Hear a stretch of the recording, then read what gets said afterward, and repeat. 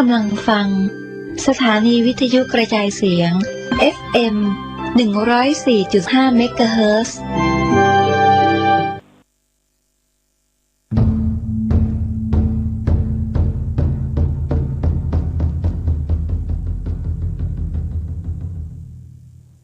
วัดเจ็ดยอดพระอารามหลวงขอเชิญร่วมบุญใหญ่ครั้งประวัติศาสตร์กับการบูรณะโบราณสถานที่มีอายุเก่าแก่กว่า500 ปีเป็นวัดที่พระเจ้าติโลกราชกษัตริย์ล้านนาแห่งราชวงศ์มังรายทรงสร้างขึ้นและยังเป็นสถานที่สำคัญในการทำสังคายนาพระไตรปิฎกครั้งที่8ของโลกซึ่งการบูรณะในครั้งนี้วัดเจ็ดยอดพระอารามหลวงร่วมกับสำนักศิลปากรที่7เชียงใหม่กรมศิลปากรได้จัดให้มีการบูรณะโบราณสถานทั่วบริเวณวัดกว่า9จุด12รายการจึงขอเชิญชวนพุทธศาสนิกชนผู้มีจิตศรัทธาทุกท่านมาร่วมบุญใหญ่ครั้งประวัติศาสตร์ซึ่งโอกาสบุญในครั้งนี้500 ปีจะมีเพียงครั้งเดียวโดยสามารถร่วมบุญได้ที่บัญชีวัดเจ็ดยอดพระอารามหลวงเพื่อการบูรณะโบราณสถานเลขที่บัญชี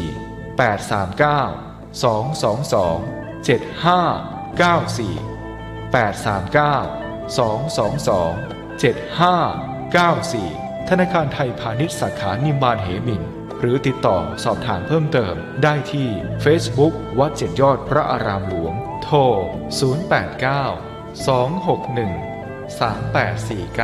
089-261-3849และ0878630155นมัสการเจ้าค่ะวิกฤตโควิด -19 จะมีหลักธรรมใดช่วยได้บ้างไหมเจ้าคะเจริญพรสมัยพุทธกาลเกิดเหตุโรคระบาดในเมืองไวสาลีพระพุทธเจ้าให้คณะสงฆ์สวดพระพุทธมนต์เพื่อความเป็นสิริมงคลของบ้านเมืองและให้ประชาชนมีสติเกิดปัญญารอดพ้นจากภัยพิบัติได้สถานการณ์นี้ทุกคนตระหนักแต่อย่าตื่นตระหนกคนไทยต้องมีสติเพื่อฝ่าวิกฤตโควิด -19 ไปด้วยกันท่านกำลังติดตามรับฟังสถานีวิทยุกระจายเสียงพระพุทธศาสนาแห่งชาติและสังคม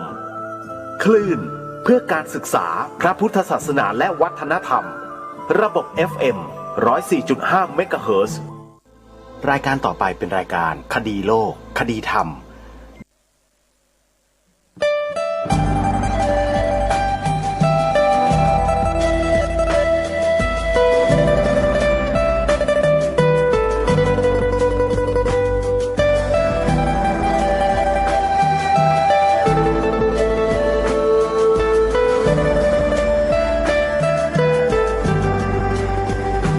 กล้าคิด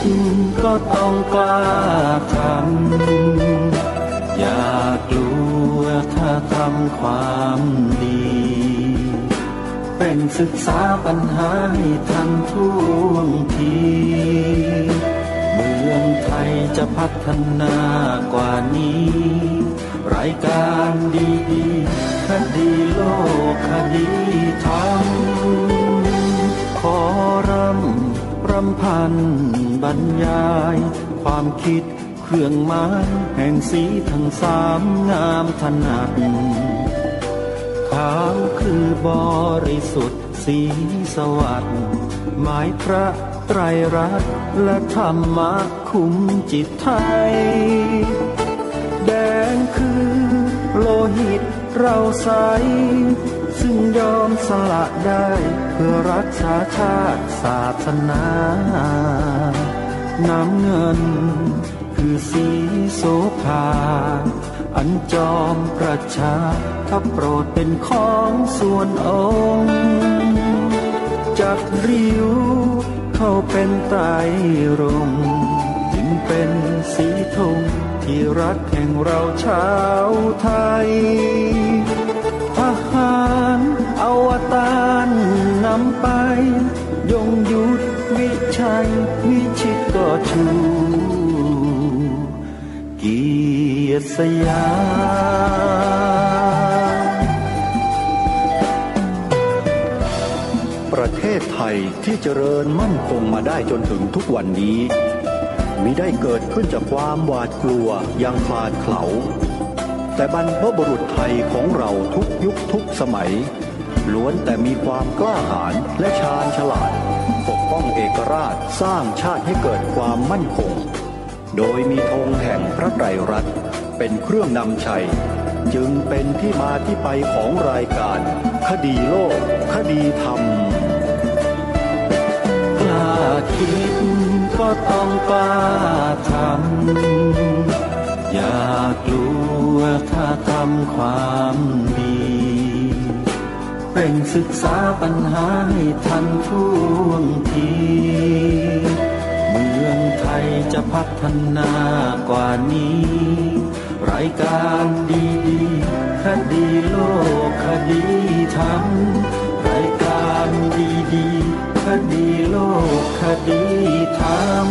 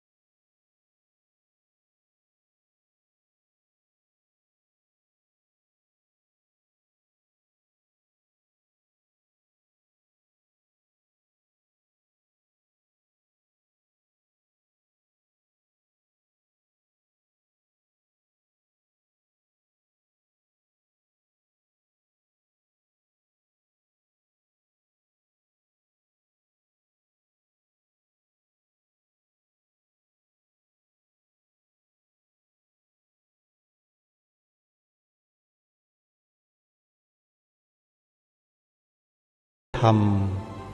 มาพบกับท่านผู้ฟังเป็นปกติทุกวันจันทร์ถึงวันศุกร์และวันเสาร์อาทิตย์ทางสถานีวิทยุแห่งนี้ท่านผู้ฟังสามารถดาวน์โหลดแอปพลิเคชันสมาพันธ์สื่อวิทยุพระพุทธศาสนาอาเซียนเพื่อติดตามรับฟังรายการนี้ได้เป็นประจำทุกวันพร้อมด้วยรายการธรรมะสาระที่ดีๆจากสถานีวิทยุพระพุทธศาสนาแห่งชาติคลื่นต่างๆหลายๆคลื่นได้ในเวลาเดียวกันท่านสาธุชนทั้งหลายการฟังธรรมนั้นถือว่าเป็นเหตุปัจจัยลำดับเริ่มต้นของการบรรลุธรรมตามที่เจ้าคุณพระราชวชิรบัณฑิตหรือพระอาจารย์มหาประนอมธรรมอลังการโรได้อธิบายขยายความให้เราฟังเมื่อวานนี้การฟังจึงเป็นเหตุปัจจัยที่ทางรายการคดีโลกคดีธรรมย้ำแล้วย้ำอีกว่าเราต้องฟังไม่ว่าเรื่องใดๆเรื่องอะไรก็แล้วแต่โดยเฉพาะเรื่องราวที่เกี่ยวข้องกับพระบวรพุทธศาสนาของเราในแง่มุมต่างๆเราต้องฟังความมั่นคงของพระพุทธศาสนาของชาติบ้านเมืองไทยของเราที่เรามีส่วนร่วมในการปกป้องรักษาเราก็ต้องฟังนี่คือเหตุปัจจัยหลักของการดำรงอยู่อย่างมั่นคงถาวรของพระพุทธศาสนาในประเทศไทยของเราไม่ใช่ว่าฟังแต่ธรรมะพิจารณาแต่ธรรมะศึกษาแต่ธรรมะปฏิบัติแต่ธรรมะแต่ไม่เคยที่จะสร้างเหตุแห่งความมั่นคงให้กับสถาบันของชาติบ้านเมืองโดยเฉพาะสถาบันของพระพุทธศาสนาเองเราบอกว่าปล่อยไปเถอะเป็นเรื่องของบ้านของเมือง ถ้าพูดแบบนี้มันอันตรายบอกว่าเป็นเรื่องของบ้านของเมืองหรือจะพูดอีกในหนึ่งก็คือเป็นเรื่องของพวกนักการเมืองพูดอย่างนี้ไม่ได้ขอย้ำนะปล่อยปละละเลยแล้วยกพระพุทธศาสนาให้กับนักการเมืองไม่ได้เด็ดขาดเลยท่านสาธุชนแม้แต่ข้าราชการบางประเภทก็ยกให้ไม่ได้ทำไมจึงเป็นเช่นนั้นถ้าใครจะรู้นะครับครูบาอาจารย์ที่เป็นพระสงฆ์นะฮะทั่วประเทศญาติโยมสาธุชนทั่วประเทศรายการนี้ย้ำแล้วย้ำอีกว่าท่านโปรดไปหาคำตอบที่คลิปวิดีโอใน YouTube ขององค์กรอปพส.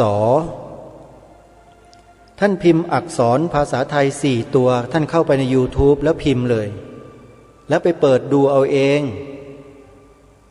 รายการนี้ได้แต่แนะนำให้ท่านไปดูไปฟังแล้วท่านจะได้คำตอบออ่างปอปลาพอพานสอเสือนี่คือเรื่องความมั่นคงของพระพุทธศาสนาความอยู่รอดปลอดภัยของสถาบันพระพุทธศาสนา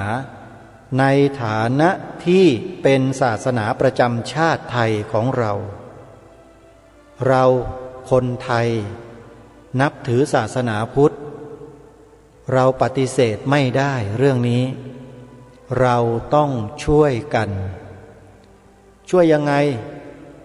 ช่วยอย่างที่รายการคดีโลกคดีธรรมแนะนำไปหลายครั้งแล้วให้ทำหน้าที่3 ข้อซึ่งไม่ผิดเลยไม่กระทบกระเทือนใครด้วยไม่เกี่ยวกับใครเลยฮะเป็นเรื่องของเราล้วนๆอันนี้คือเรื่องนอกเหนือจากเราศึกษาเรียนรู้และปฏิบัติธรรมส่วนตัวแล้วนะเรื่องส่วนรวมของสถาบันชาติเราต้องร่วมกันทำ3 ข้อขอทบทวนให้อีกครั้งหนึ่งข้อที่1ให้เราทุกคนพูดหรือกล่าวคำนี้ให้เต็มปากเต็มคำว่าพระพุทธศาสนาเป็นศาสนาประจำชาติไทยของเราให้พูดเลยคำนี้เป็นสิริมงคลต่อคนพูดเป็นสิริมงคลต่อประเทศชาติบ้านเมืองเป็นสิริมงคลต่อครอบครัวคนพูดบ้านเรือนของคนพูดหมู่บ้านชุมชนตำบลอำเภอจังหวัดของคนพูด100%คำนี้เป็นมงคลพระพุทธศาสนาเป็นศาสนาประจำชาติไทยของเราใครพูดก็เป็นมงคลแต่ใครขัดขวางใครปฏิเสธใครคัดค้านต่อต้านคนนั้นเป็นคนอับประมงคลง่ายๆชัดๆไม่ต้องไปอ้อมค้อมข้อที่1นะฮะ2ให้ท่องจำความหมายธงชาติไทยให้ได้ความหมายพระราชทานไม่ใช่ความหมายสเปะสปะที่ใครต่อใครเที่ยวเอาไปมั่วกันอยู่ไม่ใช่ต้องให้ถูกและก็ต้องให้ตรงด้วยไม่เช่นนั้นเราจะถูกบิดเบือนแบบง่ายๆเลยเพื่อป้องกันไม่ให้ใครมันมาบิดเบือนความหมายธงชาติไทยของเราจึงต้องช่วยกันท่องจำให้ได้ความหมายพระราชทานธงไตรรงค์หรือธงชาติไทยมีอยู่แล้วต้นรายการคดีโลกคดีธรรมกับท้ายรายการอาตมาภาพได้อัญเชิญบทพระราชนิพนธ์ดังกล่าวเนี่ยมาใส่ดนตรีเป็นเนื้อร้องทำนองเพลงคดีโลกคดีธรรมเป็นเพลงประจำรายการนี้เลยท่านร้องเพลงนี้ได้เท่ากับว่าท่านท่องจำความหมายพระราชทานธงไตรรงค์ได้ง่ายๆไม่ต้องไปหาเนื้อที่ไหนอยู่ที่นี่แล้วให้ร้องเพลงนี้ให้ได้นะขอฝากไว้ข้อที่2 ข้อที่3ข้อสุดท้ายขึ้นทะเบียนเขียนใบสมัครปฏิญาณตนเป็นพุทธมามกะตลอดชีวิตตามรอยเบื้องพระยุคลบาททำให้ได้ถามว่าใบสมัครอยู่ที่ไหนอยู่ในอินเทอร์เน็ตญาติโยมให้ใครดาวน์โหลดออกมาได้เลยเว็บไซต์ชื่อสภาพุทธบริษัทภาคประชาสังคมจิตอาสาเราทำเพื่อตัวของเราและเพื่อพระบวรพุทธศาสนาของเราเราไม่ได้ทำเพื่อใครคนใดคนหนึ่งแต่เราซึ่งเป็นคนใดคนหนึ่งนี่แหละจะทำเพื่อประโยชน์ส่วน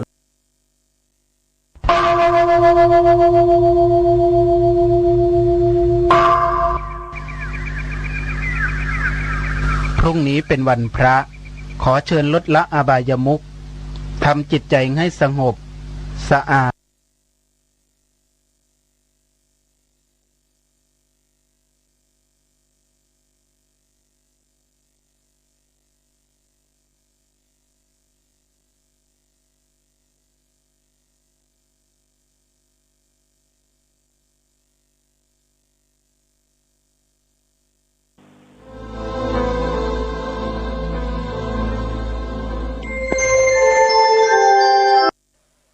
วันอาทิตย์ที่8สิงหาคมนะ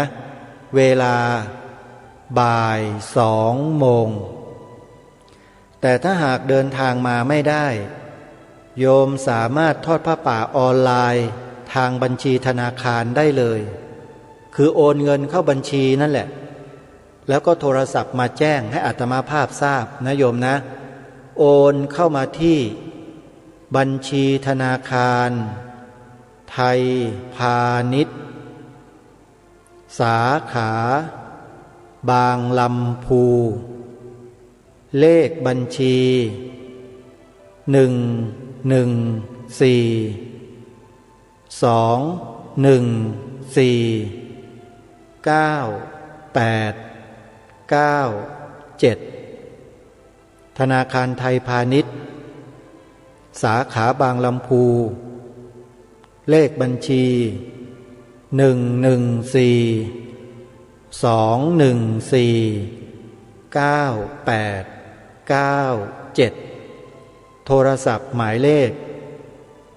094-662-6935เป็นบุญของญาติโยมเองนะอาตมาภาพไม่ได้บังคับใครจะได้มีส่วนร่วมกับสำนักวัดมหาธาตุที่สำคัญของประเทศสำนักนี้อยู่ที่โยมนะอาตมาภาพไม่สามารถที่จะไปบังคับใครได้เป็นบุญของแต่ละท่านก็แล้วกันใครสนใจก็ทำบุญเข้ามาได้เลยนะโยมนะเอาละเพื่อไม่เป็นการเสียเวลาไปติดตามเนื้อหาสาระที่ท่านเจ้าคุณพระราชวชิรบัณฑิตท่านได้ปรารภค้างไว้ต่อเนื่องเรื่องอย่างไรเรียกว่าการปฏิบัติธรรมต่อเนื่องณบัดนี้ที่ต่อมาก็คือวิธีสุดท้ายนั่นแหละการลงมือปฏิบัติ2วิธีได้บรรลุมากที่สุด1การฟัง2การปฏิบัติส่วนการสาธยายก็ดีการสอนก็ดีการนำมาตรึกก็ดี3วิธีตรงกลางเนี่ยมีคนบรรลุพอประมาณไม่มากแต่การฟังพระสูตรแรกคือธรรมจักรวัฒนสูตรหนึ่งเดียวในมนุษย์คือพระอัญญาโกณฑัญญะได้บรรลุแต่วันนั้นเทวดาและพรหมได้บรรลุ18 โกฏคือ180 ล้านมงคลสูตรมหาสมัยสูตรสมจิตตสูตรจุลลาหุโลวัฏสูตรพระสูตร4สูตรนี้เทวดาได้บรรลุสูตรละ100,000 โกฏคือ1 ล้านล้านตน4สูตรเนี่ยเทวดาฟังแล้วได้บรรลุเป็นพระอริยะ4 ล้านล้านตนอันนี้คือพระสูตรที่ฟังแล้วได้บรรลุมากที่สุดแต่การปฏิบัติล่ะในเมืองสาวัตถีประชากร70 ล้านได้บรรลุ50 ล้านอีก20 ล้านไม่ได้บรรลุเป็นมนุษย์ที่เมืองไหนที่กรุงราชคฤห์ได้บรรลุเท่าไหร่ที่เมืองนู้นได้บรรลุเท่าไหร่นับจำนวนแล้วไม่ถึงโกฏไม่ถึงล้านล้านแต่เทวดาเนี่ยเอาเฉพาะมงคลสูตรสูตรเดียวฟังพระสูตรสูตรเดียวคือมงคลสูตรได้บรรลุ1 ล้านล้านตน เพราะฉะนั้นการฟังถ้าตั้งใจฟังแล้วก็ผู้สื่อมีความสามารถพอในสมัยพุทธกาลผู้สื่อคือพระพุทธเจ้าผู้ฟังล่ะบารมีเต็มเพราะฉะนั้นบรรลุไหมบรรลุแต่ณปัจจุบันผู้สื่อก็ความสามารถไม่ถึงผู้ฟังบารมีก็ยังไม่เต็มก็พอๆกันนั่นแหละเพราะฉะนั้นเอาแค่ฟังเข้าใจเอาแค่ฟังแล้วมันไม่หลับก็โอเคนะแต่ถามว่าแล้วการฟังมันเป็นการปฏิบัติตรงไหนฟังไปคิดตามไปโยนิโสมนสิการตามไปฟังไปคิดตามไปโยนิโสมนสิการตามไปเกิดอะไรขึ้นเกิดมันเป็นอย่างนี้เองมันเป็นอย่างนี้เองเกิดความเข้าอกเข้าใจที่ลึกซึ้งเกิดขึ้นนะฮะประเด็นในส่วนตรงนี้เรื่องของการฟังก็เป็นเหตุนะเป็นวิธีการที่ได้บรรลุมากที่สุดในวิธี5อย่างของการปฏิบัติธรรมอันก็เอามาเสริมเนาะพระโยมบอกมาวันเดียวอยากจะมาปฏิบัติธรรมทั้งก็นั่งเทศอยู่นั่นแหละก็จะในประเทศก็คือวิธีการให้เหตุ5อย่างในการได้บรรลุชื่อพระสูตรวิมุตตายตนะสูตรพระสูตรที่ทำให้ได้บรรลุ5วิธีการฟังการสอนการสวดสาธยายการนำมาตรึกและก็การลงมือปฏิบัตินะแต่วิธีการบรรลุมากที่สุดก็คือการฟังกับการลงมือปฏิบัติ2วิธีนี้บรรลุมากที่สุดอันนี้ก็คือการปฏิบัติธรรมและจะได้บรรลุหรือไม่ได้บรรลุก็จะได้ทราบที่มาที่ไปทำไมต้องมีการบรรยายนะก็ส่วนตรงนี้ก็ได้ให้ทราบแล้วและต่อมาปฏิบัติที่แปลว่าการรู้ต้องรู้อะไรรู้จักตัวเรารู้จักยังไงตัวเราทำไมเราไม่รู้จักเมื่อก่อนน่ะรู้จักว่าเป็นนายเป็นนางนะเป็นนั่นเป็นนี่เป็นนายพลเป็นอะไรสารพัดเป็นที่ทางโลกเขาสมมุติอันนั้นก็คือรู้ความจริงว่าความจริงตามสมมุติถ้านั่งอยู่กับลูกเราเป็นพ่อเป็นแม่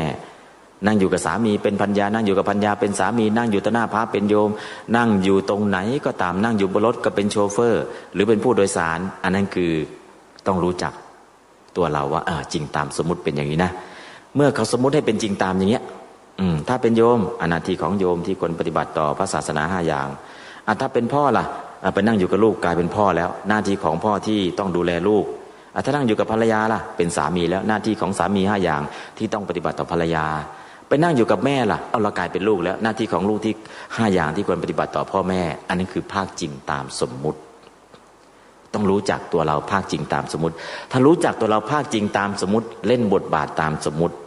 พอเล่นบทบาทตามสมมุติสังคมไม่มีใครหน้าที่บกพร่องเลยไม่มีใครบกพร่องต่อหน้าที่เลยสามีก็ทำหน้าที่สามีภรรยาก็ทำหน้าที่ภรรยาลูกก็ทำหน้าที่ลูกพ่อแม่ก็ทำหน้าที่พ่อแม่พระสงฆ์ก็ทำหน้าที่พระสงฆ์โยมก็ทำหน้าที่โยมข้าราชการก็ทำหน้าที่ข้าราชการฝ่ายปกครองก็ทำหน้าที่ฝ่ายปกครองทุกคนทำหน้าที่ทั้งหมดอันนี้คือรู้จักตัวเราเป็นจริงตามสมมุติเป็นอะไรเล่นบทบาทตามสมมุติให้ได้นั่นก็คือรู้จักความจริงขั้นที่1รู้จักความจริงขั้นที่2เราจะอยู่แห่งหนบนใดก็ตามนั่งอยู่ต่อหน้าพระนั่งอยู่ต่อหน้าใครก็ตามนั่งอยู่ต่อหน้าหมออยู่นั่งอยู่ต่อหน้าตำรวจหรือนั่งอยู่บนรถก็แล้วแต่เราจะอยู่แห่งหนบนใดก็ตามร่างกายเราเป็นได้แค่รูปจิตใจเราเป็นได้แค่นามทำไมร่างกายเราจะเป็นแค่รูปเพราะมันเปลี่ยนแปลงผันแปรแตกสลายเป็นร่างกายจึงเรียกว่ารูปไม่เอาความหมายว่าจับได้สัมผัสได้เอาความหมายว่าเปลี่ยนแปลงผันแปรแตกสลายเป็นเอาความหมายนี้และจิตใจทำไมจึงเรียกว่านามนามะแปลว่าชื่อนามะแปลหลายความหมายในที่นี้แปลว่าน้อมตัวเองเข้าไปรับรู้อารมณ์ทางตาเรียกว่าจักขุวิญญาณน้อมตัวเองเข้าไปรับรู้ทางหูเรียกว่าโสตวิญญาณน้อมตัวเองเข้าไปรับรู้อารมณ์ทางจมูกเรียกว่าคานวิญญาณน้อมตัวเองเข้าไปรับรู้อารมณ์ทางลิ้นเรียกว่าชิวหวิญญาณน้อมตัวเองเข้ามารับรู้อารมณ์ทางกายเรียกว่ากายวิญญาณน้อมตัวเองเข้าไปรับรู้อารมณ์ทางใจเรียกว่ามโนวิญญาณวิญญาณนามเนี่ยแปลว่าน้อมตัวเองเข้าไปรับรู้อารมณ์น้อมอารมณ์เข้ามาใส่ตัวเราเองต้องรู้จักว่าร่างกายเราเป็นรูปเพราะมันเปลี่ยนแปลงผันแปรแตกสลายเป็นจิตใจเป็นนามเพราะน้อมตัวเองเข้าไปรับรู้อารมณ์น้อมอารมณ์เข้ามาใส่ตัวเราเองเป็นแล้วทั้งรูปทั้งนามมันเป็นอะไรคราวนี้แหละมันไม่เที่ยงมันเป็นทุกข์เป็นอนัตตาคือต้องรู้ความจริงตรงนี้ให้ได้ถ้ารู้ความจริงตรงนี้ได้วิปัสสนานับ1ได้แล้วถ้ารู้จริงตามสมมุติล่ะเราเป็นพ่อเราเป็นแม่เราเป็นลูกเราเป็นโน้นเป็นนี้อันนี้คือทำได้สมถะแต่พอรู้ว่าร่างกายเราเป็นแค่รูปจิตใจเราเป็นแค่นามทั้งรูปทั้งนามไม่เที่ยงเป็นทุกข์เป็นอนัตตาอันนี้คือขั้นตอนของวิปัสสนาอันนี้คือต้องชัดเจนพอชัดเจนวิปัสสนาแปลว่าเห็นแจ้งเห็นอะไรเห็นตัวเราว่าเป็นแค่รูปธรรม เห็นว่ารูปธรรมไม่เที่ยงเป็นทุกข์เป็นอนัตตาเห็นว่าจิตใจเราเป็นแค่นามธรรมเห็นว่านามธรรมน้อมตัวเองเข้าไปรับรู้อารมณ์น้อมอารมณ์เข้ามาสู่ตัวเราเองเป็นแล้วทั้งรูปทั้งนามไม่เที่ยงเป็นทุกข์เป็นอนัตตาเห็นไตรลักษณ์นั่นแหละปฏิบัติความหมายที่สี่แปลว่าการรู้ชีวิตจริงตามสมมุติรู้ชีวิตจริงตามปรมัตถ์ชีวิตจริงตามสมมุติของชาวโลกแล้วก็ชีวิตจริงนะฮะจริงๆแล้วก็เป็นแค่รูปแค่นามจริงตามปรมัตถ์อันนี้ก็คือในส่วนตรงนี้ปฏิบัติแปลว่าการรู้ก็รู้แล้วปฏิบัติแปลว่าการดำเนินชีวิตอย่างไรหรือก็ดำเนินชีวิตเอาศีลไปใช้ในการดำเนินชีวิตได้ต้นทุนชีวิตกลับคืนมาศีลข้อที่หนึ่งถ้าเรารักษาได้อายุยืนยาวนานศีลข้อที่สองทรัพย์สมบัติของเราปลอดภัยจากภัยพิบัติทั้งห้าอะไรคือภัยพิบัติทั้งห้าราชภัยถูกยึดทรัพย์โจรภัยถูกโจรปล้นขโมยลักอัคคีภัยถูกไฟไหม้อุทกภัยถูกน้ำท่วมภัยใกล้ตัวคือลูกหลานผ่านสมบัติไม่ต้องเจอถ้าศีลข้อที่สองรักษาเอาไว้ดีศีลข้อที่สามล่ะครอบครัวอุ่นครอบครัวเข้มแข็งตอนนี้ศีลข้อที่สามรักษาเอาไว้ต่ำกว่ามาตรฐานมากทำไมจึงบอกว่าต่ำสามีฆ่าภรรยาภรรยาฆ่าสามีตอนนี้สามีจะฆ่าภรรยาเยอะหน่อยในหน้าหนังสือพิมพ์เนี่ยเกือบทุกวันเลยสามีฆ่าภรรยาแค้นจ่ายแล้วก็ให้เงินเลี้ยงดูแล้วก็ไปมีชู้อีกอะไรก็มีชู้อีกสารพัดเลยก็สุดท้ายณปัจจุบันเนี่ยสามีฆ่าภรรยามีเยอะขึ้นหนังสือพิมพ์อ่านเจอทุกวันหนึ่งสาเหตุหลักคือผิดศีลข้อที่สามถ้ารักษาศีลข้อที่สามจะมีปัญหานี้ไหมไม่มีอันนี้คือสำคัญมากเนาะศีลข้อที่สามช่วยให้ครอบครัวอบอุ่นศีลข้อที่สี่ได้รับความเป็นธรรมในสังคมนับถือยอมรับเพราะเรามีศีลข้อที่สี่ไม่โกหกศีลข้อที่ห้าทำให้สติปัญญาสมบูรณ์เฉลียวฉลาดไม่เป็นอัลไซเมอร์และก็ผลพวงก็คืออุบัติภัยบนท้องถนนไม่เกิดนี่ก็คือศีลทั้งห้าการเอาศีลไปดำเนินในชีวิตได้ต้นทุนชีวิตกลับคืนมาสังคมมีความปลอดภัยเพราะนั้นศีลสำคัญไหมสำคัญสำคัญมากเลยสีเลนะสุขติยันติจะไปสู่สุขติไปเป็นมนุษย์เป็นเทวดาได้ก็เพราะศีลสีเลนะโภคสัมปทาจะหาโภคสมบัติได้ง่ายก็เพราะศีลณปัจจุบันรัฐบาลก็วางแผน20 ปีแผนยุทธศาสตร์ชาติ20 ปีเพื่ออะไรเพื่อให้ประชาชนอยู่ดีกินดีแต่สิ่งที่ไปทำลายไม่ให้ประชาชนไม่สามารถหาเงินได้ตามเป้าที่วางเอาไว้คือการผิดศีลข้อที่ห้าสติปัญญามันจะเสื่อมพอเสื่อมเสร็จแล้วเนี่ยแทนที่วันหนึ่งอย่างน้อยหาได้สัก500 600ไม่ได้หรอกแค่300นั่นแหละสุดแล้วทำไมล่ะสติปัญญามันถูกทำลายด้วยสุราหมดแต่ถ้ารักษาศีลข้อที่ห้าได้ล่ะถ้ารักษาศีลข้อที่ห้าได้เนี่ยวันหนึ่งไปที่ไซต์งานก่อสร้างของไบเทคเฟส 2คนงานพม่า800คนงานเขมรอีก500คนงานก่อสร้างเนี่ยเป็น1,000 กว่าทั้งหมดทั้งมวลในไซต์นี้ห้ามดื่มสุราห้ามออกไปข้างนอกเวลาวิกาลแล้วก็ตั้งใจทำงานแล้วก็มีพิเศษมี OT ด้วยก็ปรากฏว่าทำไปได้โครงสร้างเสร็จแล้วการตกแต่งยังไม่เสร็จนิมนต์ไปทำบุญก็โครงสร้างทั้งหมดมันเสร็จแต่ยังข้างล่างยังระเกะระกะแต่ให้เขาทำความสะอาดพื้นข้างล่างแล้วก็ปูเสื่อกันก็ปรากฏว่าคนงานเกือบ1,000 กว่าคนก็คือปกติเขาค่าแรง300แต่มี OT ด้วยบางคนก็ได้เป็น1,000นั่นแหละคนงานวันนั้นก็มาทำบุญเกือบหมดแล้วก็ผู้รับเหมาที่เป็นเจ้าของบริษัทคนไทยค่าแรง300แต่พอไม่ดื่มมีเงินเหลือเก็บมีเงินเหลือทำบุญมีเงินเหลือเก็บมีเงินเหลือทำบุญที่จะส่งกลับบ้านได้ด้วยพอไม่ดื่มแต่นั้นเองไซต์งานนะไม่มีการดื่มไม่มีขายสุราและใครที่ขยันทำ OT ก็ได้เพิ่มขึ้นอีกก็ปรากฏว่าทำบุญในไซต์งานผู้รับเหมาเจ้าของบริษัทก็บริษัทนึงก็ทำมา10,000-20,000รวมๆแล้วเนี่ยเกือบหลายบริษัทเนี่ยรวมๆกันแล้วเนี่ยทำบุญมาทั้งหมดทั้งมวลทั้งเจ้าของทั้งผู้บริหารผู้จัดการรวมๆกันแล้วทำบุญก็ไม่ถึง100,000แต่คนงานค่าแรง300นี่แหละมาทำบุญวันนั้นก็คิดถ้า300ก็คงจะทำบุญคนละ100-200ปรากฏว่าวันนั้น คนงานค่าแรง300เนี่ยทำบุญมา200,000 กว่า200,000 กว่าบาทเอาเงิน300เนี่ยพอกินพอใช้หรือพอทำไมจึงพอไม่มีสุราในไซต์งานไม่มีสุราในไซต์งานแล้วก็ได้ทำ OT ได้เพิ่มด้วยก็เกิดบางคนก็ได้500 600นะตาม OT แล้วก็ตามคือทำเสร็จนะถ้าทำไหวก็ทำ OT ถ้าไม่ไหวก็เฉพาะช่วงกลางวันกะกลางวันก็จบอย่างต่ำก็คือ300แต่ไม่มีสุราไม่มีการดื่มสุราก็เลย300พอไหมพอกินพอใช้แล้วมีพอเก็บไหมที่บอกว่าพอเนี่ยพอส่งกลับบ้านด้วยแล้วมีพอที่ทำบุญไหมพอก็ปรากฏว่าวันนั้นเนี่ยคนงานนะทำบุญมาเจ้าของบริษัทกับผู้รับเหมาเนี่ย20 กว่าราย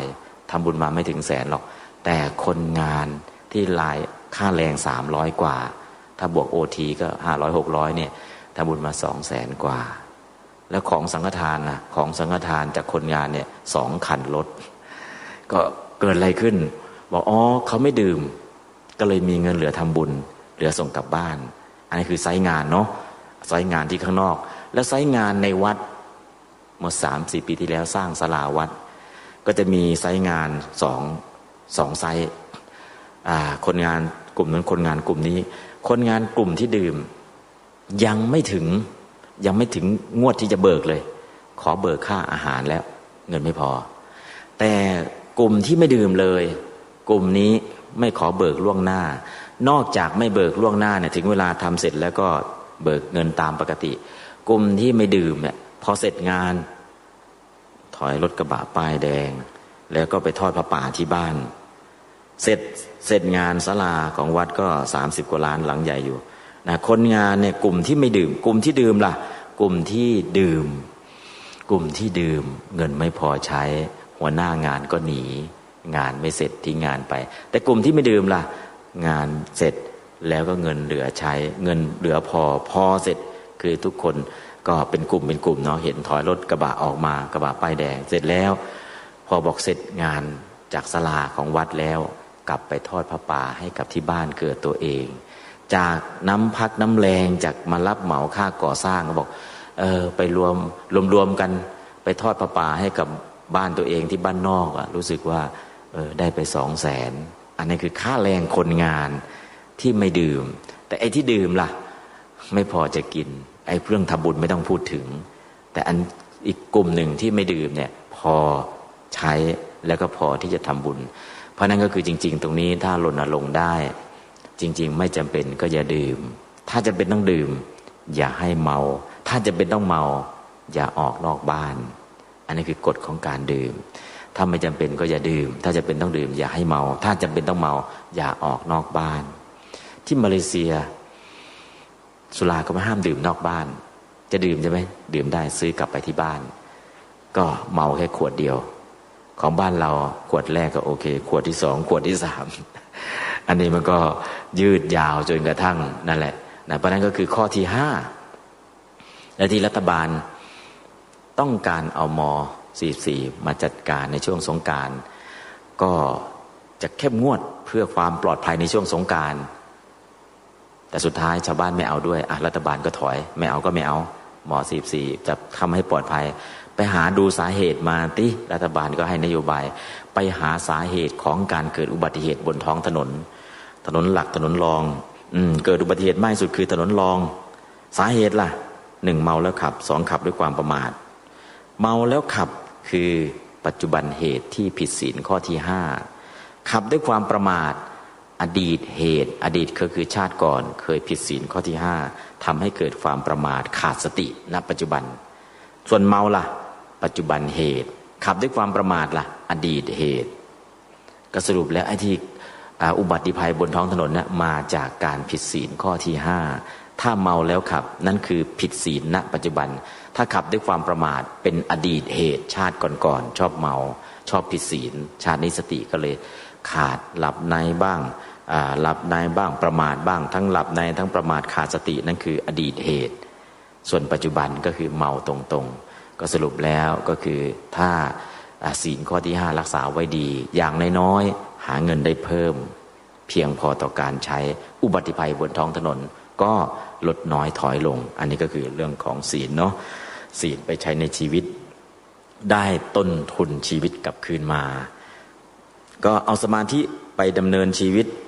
ได้กำไรเงินทำงานได้มากขึ้นตอนนี้ฝรั่งก็ฮือฮาตั้งแต่ก่อนเขาก็ฮือฮากันแล้วแหละแต่พอถ้ำหลวงเกิดขึ้นเด็กอยู่ได้ยังไงอากาศหายใจแทบไม่มีแต่เด็กอยู่ได้นะฮะโค้ชเอกก็บอกว่าให้เด็กทำสมาธิใช่พอมีสมาธิแล้วลมหายใจนิดเดียวก็อยู่ได้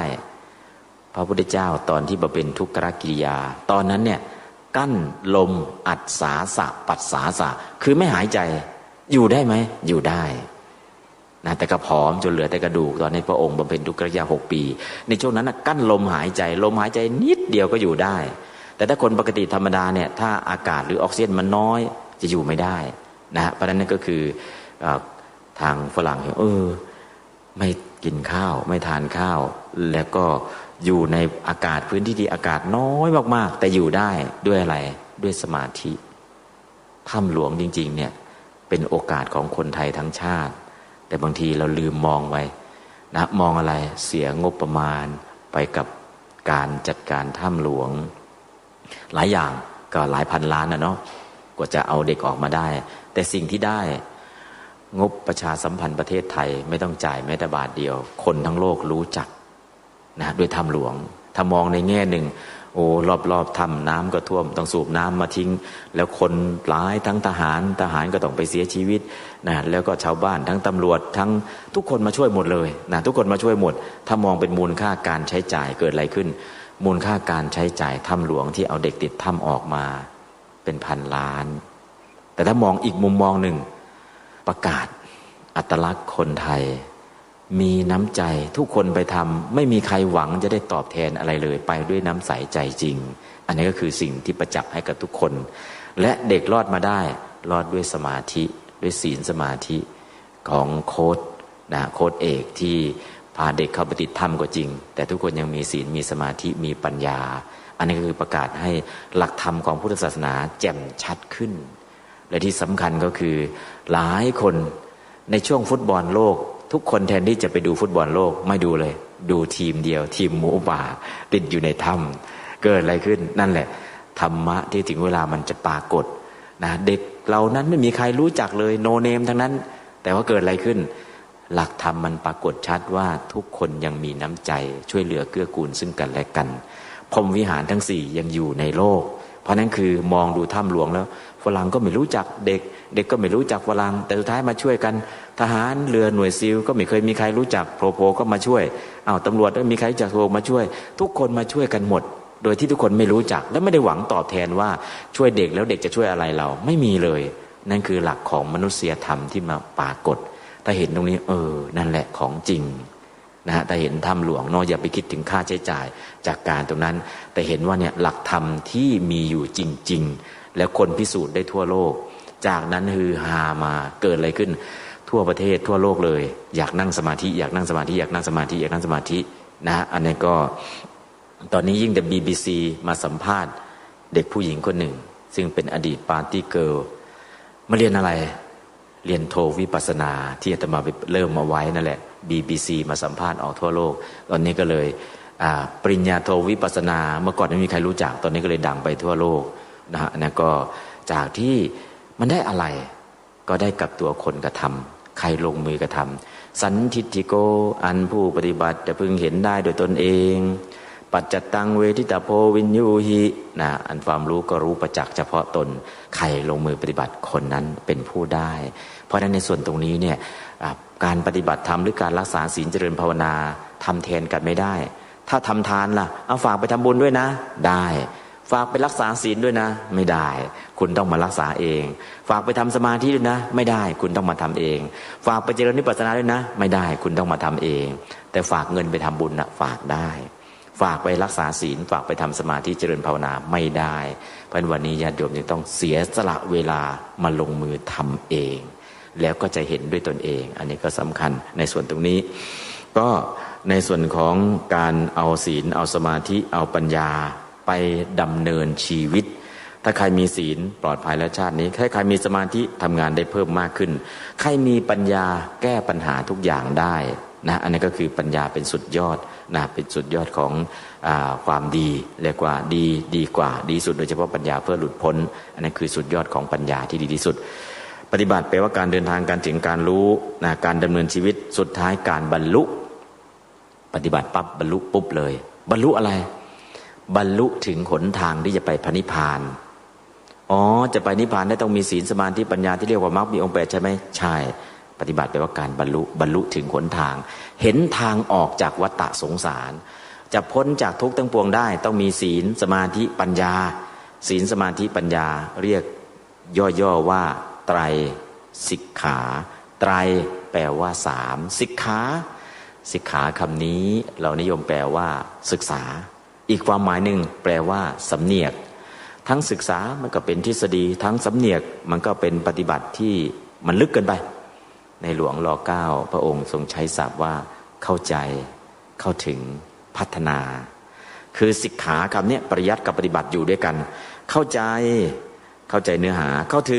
ถึงสภาวะพัฒนาทำให้เกิดทำให้มีทำให้มากทำให้เจริญเพราะฉะนั้นความหมายของคำว่าสิกขานะที่ในหลวงใช้ก็คือเข้าใจเข้าถึงพัฒนา3ความหมายนี้ปริยัติกับปฏิบัติอยู่ด้วยกันและผลคือปฏิเวทก็จะเกิดต่อเนื่องนะครับเพราะนั้นก็คือไตรสิกขานะเป็นย่อของการปฏิบัติธรรมก็คือศีลที่ยังไม่มีฟังให้เข้าใจแล้วก็ลงมือปฏิบัติแล้วเมื่อศีลมันเกิดล่ะเราก็มีการงดเว้นแล้วนะสมาธิยังไม่มีเราก็ศึกษาวิธีมีสมาธิแล้วพอเริ่มลงมือล่ะจิตเป็นสมาธิแล้วหลังจากนั้นสมาธิเกิดล่ะจิตเราตั้งมั่นแล้วปัญญายังไม่มีก็ฟังให้เกิดสุตตะและหลังจากนั้นก็ลงมือปฏิบัติหลังจากนั้นก็เห็นสภาวะของปัญญานั่นคือศีลสมาธิปัญญาเพราะฉะนั้นในส่วนตรงนี้ปฏิบัติแปลว่าการเดินทางการถึงการรู้การดำเนินชีวิตแล้วก็การบรรลุอะไรบรรลุขั้นแรกคือบรรลุถึงหนทางจะไปนิพพานบรรลุต่อไป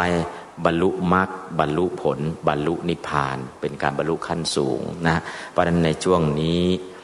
บันได5ขั้นของการปฏิบัติ1ไตรสรณคม2ศีล3กุศลกรรมบท4สมถะ5วิปัสสนาตอนนี้1 2 3ศีลไตรสรณคมก็ผ่านมาแล้วศีลก็ผ่านมาแล้วกุศลกรรมบทก่อนนี้ก็กำลังเคลียร์แล้วตอนนี้จะให้อยู่ในระดับที่4คือสมถะแปลว่าเครื่องมือในการทำจิตให้สงบจะทำจิตให้สงบด้วยอะไรสมถะมี40ตัวแต่แบ่งเป็น6กลุ่มหนึ่งคนเชื่อง่ายเรียกว่าศรัทธาจริตกลุ่ม2คนรักสวยรักงามเรียกว่าราคะจริตกลุ่มที่3คนโทสะโมโหง่ายเรียกว่าโทสะจริตกลุ่มที่4กลุ่มที่5กลุ่มที่4ไหลไปตามกระแสเรียกว่าโมหะจริตกลุ่มที่5คิดมากเรียกว่าวิตกจริตกลุ่มที่6มีปัญญามากเรียกว่าพุทธิจริตมี6กลุ่มแต่จัดหมวดธรรมเป็น5หมวด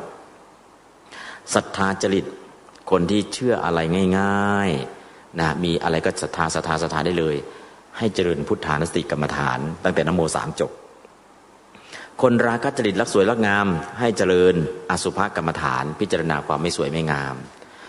คนโมหะจริตคิดมาไหลไปตามกระแสวิตกจริตคิดมาก2กลุ่มนี้ให้เจริญอานาปานสติกำหนดลมหายใจเข้าออกคนโทสะจริตขี้งุดหงิดให้เจริญเมตตากรรมฐานแล้วคนปัญญามากไม่เชื่ออะไรง่ายๆเชื่อมันตัวเองมากที่สุดให้เจริญมรณานุสติกรรมฐานเพราะฉะนั้นตอนนี้โยมลองสังเกตตัวเราว่าจริตอะไรลองสังเกตตัวเราจริตอะไรเป็นคนรักสวยรักงามใช่ไหมเป็นคนเชื่อง่ายใช่ไหมเป็นคนขี้โมโหใช่ไหมเป็นคนไหลไปตามเรื่องไปตามราวหรือคิดมากใช่ไหมหรือเป็นคนเชื่อมั่นตัวเองสูงใช่ไหมดูสังเกตดูพอสังเกตปุ๊บธรรมะที่ถูกกับจริตของเราคืออะไรนะถ้าคนศรัทธาก็ให้เจริญพุทธานุสติอันนี้ตรงประเด็นเลยถ้าคนโมโหอะไรก็หงุดหงิดง่ายอารมณ์ฉุนเมตตากรรมฐานช่วยได้ถ้าคนเชื่อมั่นตัวเองสูงฉันเก่งฉันประสบความสำเร็จเงินทองก็มีเรียนก็จบด็อกเตอร์มาแล้วไม่มีอะไรที่ฉันทำไม่ได้ฉันทำทุกอย่างทุกเรื่องก็มั่นใจตัวเองสูงมากเลยให้เจริญมรณานุสติกรรมฐานถ้ารักสวยรักงามอสุภกรรมฐานเพราะนั้นก็คือดูตัวเราจริตอะไรและธรรมะที่ถูกกับจริตคืออะไรเวลาไปหาหมอก็รู้ว่าเราป่วย หมอก็ถามเป็นอะไรมาไม่สบายค่ะหมอรู้ครับไม่สบายเป็นอะไรมาครับก็รู้ว่าไม่สบายนั่นแหละเป็นอะไรมาปวดหัวตัวร้อนไม่ทายหรือเป็นอะไรมาหมอก็ซักอยู่นั่นแหละรู้ว่าไม่สบายแต่ก็ถามว่าเพราะอะไรหมอจะได้จ่ายยารักษาตามอาการนะเพราะนั้นธรรมะก็เช่นเดียวกันเราต้องรู้เราเป็นคนใจร้อนใจร้อนนะเมตตากรรมฐานไหลคิดมากฟุ้งไม่หยุดเลยเจ้าจอมโปรเจกต์มีเป็นพันโปรเจกต์เลยอานาปานสติกรรมฐานเชื่อมั่นตัวเองสูงมากเลยเพราะประสบความสำเร็จทุกเรื่องเลยมรณานุสติกรรมฐานนะเห็นอะไรน่าเลื่อมใสก็เลื่อมใสใครชวนไปเลยก็ทำบุญทำตะพื้นตะพือเลยอันนี้พุทธานุสติกรรมฐานเพราะฉะนั้นเนี่ยสำรวจตัวเราก่อนว่าเราควรจะเอาอะไรเป็นหลักโยมได้หรือยังดูตัวเองให้ออกบอกตัวเองให้ได้ใช้ตัวเองให้เป็นถ้ารู้ปุ๊บจะมาให้ตรงเลยจะเอาเมตตากรรมฐานก็ได้อสุภกรรมฐานก็ได้สำรวจลองนึกเราหนักไปทางไหนบางคน2 จริตล่ะ2 จริตก็ให้กรรมฐาน2 ตัวถ้า3 จริตล่ะกรรมฐาน2 บวก 1แต่ไม่เกิน3นะแค่2เดียวพอแต่ถ้าชัดๆใจร้อนใจร้อนเมตตากรรมฐานช่วยได้เลยเมตตากรรมฐานช่วยได้ใจร้อนถ้ารักสวยรักงามเห็นอะไรต้องเพอร์เฟกต์ต้องเป็นระเบียบเรียบร้อยต้องภาพโพสออกมาสวยงามถ้าภาพโพสออกมาไม่ดีไม่เอาต้องเจ๋งต้องเรียบร้อยระเบียบเปี้ยเลยอันนี้รักสวยรักงามอสุภกรรมฐานเพราะนั้นสิ่งแรกเลยสำรวจตัวเราก่อนว่าเราจริตอะไรถ้าเราดูตัวเราออกเราพลิกได้ทันทีก็คือสามารถพัฒนาได้ทันทีถ้าเราไม่แน่ใจถ้าไม่แน่ใจก็จะมีตัวหนึ่งอานาปานะสำหรับคนไม่แน่ใจอานาปานะเหมาะสำหรับโมหะกับวิตกแต่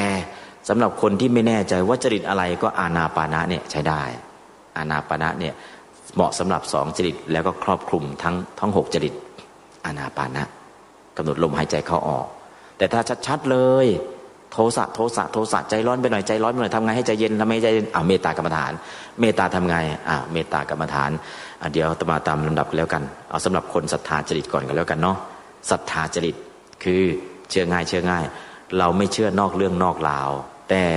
เราเชื่อตถาคตโพธิศรัทธาเชื่อการตรัสรู้ของพระพุทธเจ้าเชื่อพระพุทธเชื่อพระธรรมเชื่อพระสงฆ์เชื่อกรรมและผลของกรรมเราเชื่อสิ่งที่ถูกต้องเพราะฉะนั้นสำหรับคนศรัทธาจริตลองพุทธานุสติกรรมฐานดูเดี๋ยวญาติโยมทุกท่านระลึกถึงคุณของพระพุทธเจ้าลองประนมมือเนาะประนมมือแล้วก็ลองสวดนะโมน้อมระลึกถึงคุณของพระพุทธเจ้าแล้วก็อิติปิโส2 บทนะโมอิติปิโสน้อมระลึกถึงพระคุณอันยิ่งใหญ่ของพระองค์ไม่รู้จักเราแต่ทำทุกอย่างเพื่อพวกเราเพื่อให้เราได้มนุษย์สมบัติเพื่อสวรรค์สมบัติเพื่อนิพพานสมบัติไม่อยากให้พวกเราได้ตกไปในอบายคือนรกเปรตอสุรกายสัตว์เดรัจฉานพระองค์ทำบำเพ็ญบารมีแปลว่าการบำเพ็ญประโยชน์เพื่อผู้อื่นพระองค์ทำเพื่อสัตว์ใน31ภพภูมิ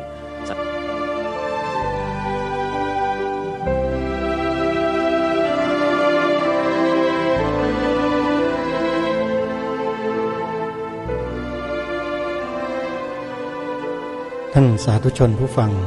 ทุกท่านเนื่องด้วยเวลาของรายการของเราก็ใกล้จะหมดลงในช่วงท้ายอาตมาภาพจึงได้ตัดเนื้อหามาที่การสรุปในช่วงท้ายรายการวันนี้ก็เป็นอันที่เราเข้าใจกันนะฮะท่านสาธุชนว่าการปฏิบัติธรรมที่แท้จริงนั้นคืออะไรและท่านเจ้าคุณพระราชวชิรบัณฑิตหรือพระอาจารย์มหาประนอมธรรมลังการโรท่านก็ได้อธิบายให้พวกเราได้เข้าใจกันโดยลำดับศีล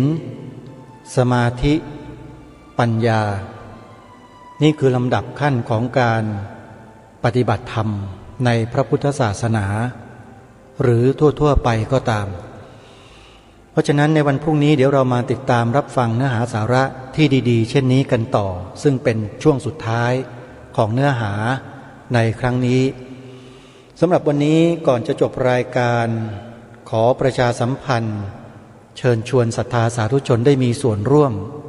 สร้างบุญบารมีกับวัดมหาธาตุยุวราชรังสฤษฎ์ด้วยกันโอกาส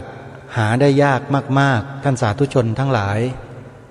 โดยปกติแล้วพระอารามหลวงชั้นเอกพิเศษวัดใหญ่ๆอย่างนี้เนี่ย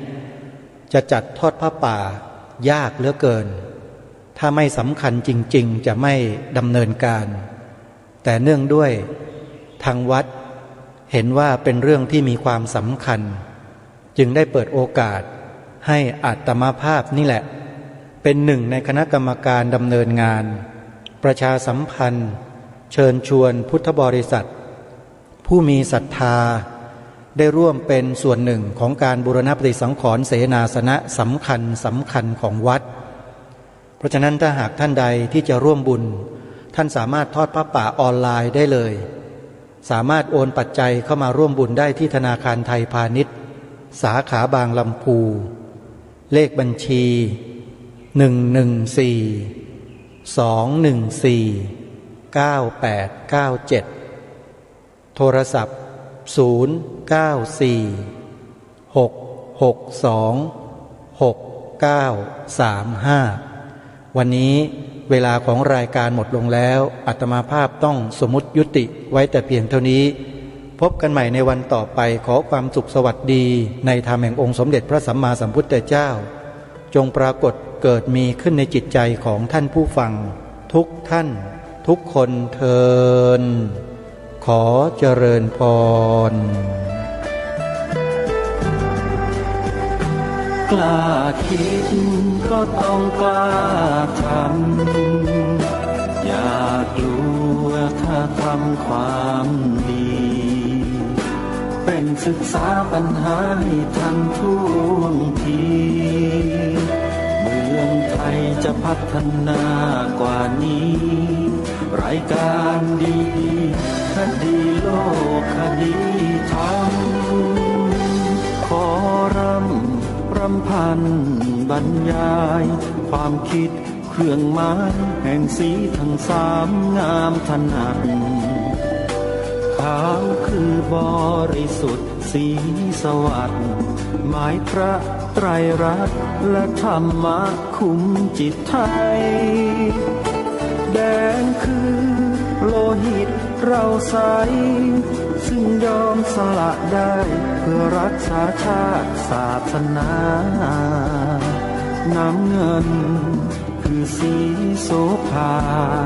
อันจอมประชาถ้าโปรดเป็นของส่วนองค์จัดริ้วเข้าเป็นไตรรงค์จึงเป็นสีธงที่รักแห่งเราชาวไทย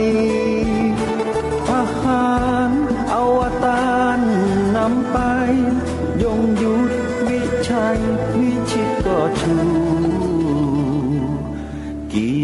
ยรติสยาม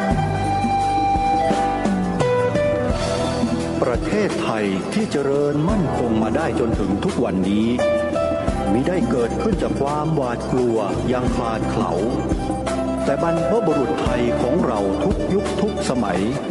ล้วนแต่มีความกล้าหาญและชาญฉลาดปกป้องเอกราชสร้างชาติให้เกิดความมั่นคงโดยมีธงแห่งพระไตรรัตน์เป็นเครื่องนำชัยจึงเป็นที่มาที่ไปของรายการคดีโลกคดีธรรมกล้าคิดก็ต้องกล้าทำอย่ากลัวถ้าทำความดีเร่งศึกษาปัญหาให้ทันท่วงทีเมืองไทยจะพัฒนากว่านี้รายการดีคดีโลกคดีธรรมรายการดีคดีโลกคดีธรรม